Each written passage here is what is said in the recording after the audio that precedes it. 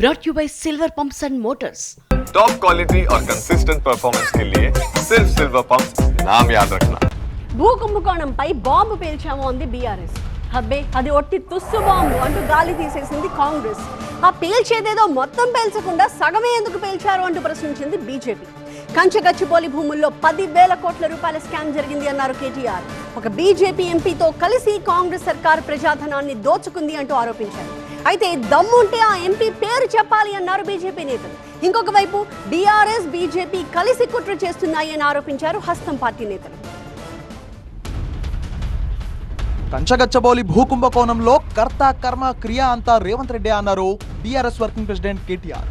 Deception, destruction, distraction అనే 3D మంత్రతో Revanth Reddy ప్రభుత్వం ప్రజల బతుకులను నాశనం చేస్తుందన్నారు ఆయన.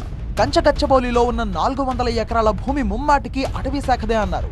బీజేపీతో చేతులు కలిపిన రేవంత్ సర్కార్ భూకుంభకోణానికి పాల్పడిందన్నారు. ఐసిఐసిఐ లాంటి బ్యాంకు ఒక అతిపెద్ద బ్యాంకు, ఇండియాలో ప్రైవేట్ బ్యాంక్స్లో ఒక అతిపెద్ద bank.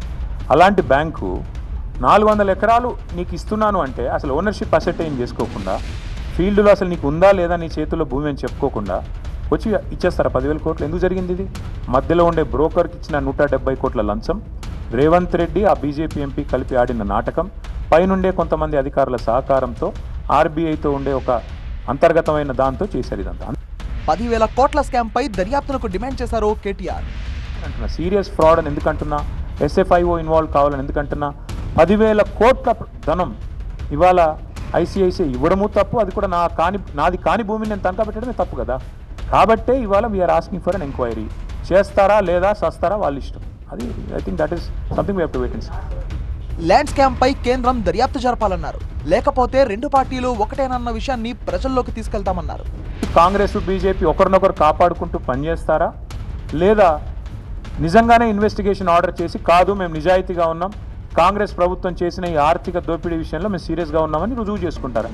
Let us give them the benefit of doubt and also some time.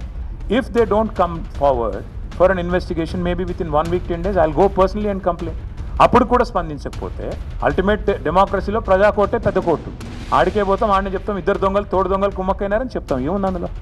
Land scam లో బీజేపీ ఎంపీ ఉన్నారన్న కేటీఆర్ వ్యాఖ్యలపై మండిపడ్డారు ఆ పార్టీ ఎంపీ ధర్మపురి అరవింద్. దమ్ముంటే ఆ పేరును బయట పెట్టాలని సవాల్ విసిరారు ఆయన. పేపర్ బయట పెట్టమనండి, ఆయన దగ్గర ఉన్న రుజువులు బయట పెట్టమనండి, ఎంపీ పేరు బయట పెట్టమనండి, ఎవరు వద్దన్నారండి, కోర్టు పోయి కేసు వేయమనండి. ఇవన్నీ అలిగేషన్లు చేయడం వేరే విషయం. నాకు తెలుసు పేరు నేను చెప్పా అంటే ఇట్లా చాలాసార్లు అన్నాడు. ఈయన ఈ మధ్య మైక్ ముందర అన్నాడు, ఇట్లా చాలాసార్లు అన్నాడు. మా నాయకులు ఎవరన్నా ఎయిర్పోర్ట్లో ఆడిట కలిపితే మీ వాళ్ళ సంగతి తెలుసుకున్నాను మొత్తం బయట పెడతా పెడుతుండే ఆయన. దమ్ముంటే పెట్టు, ఓకే పనికి వాళ్ళని వేశాడు.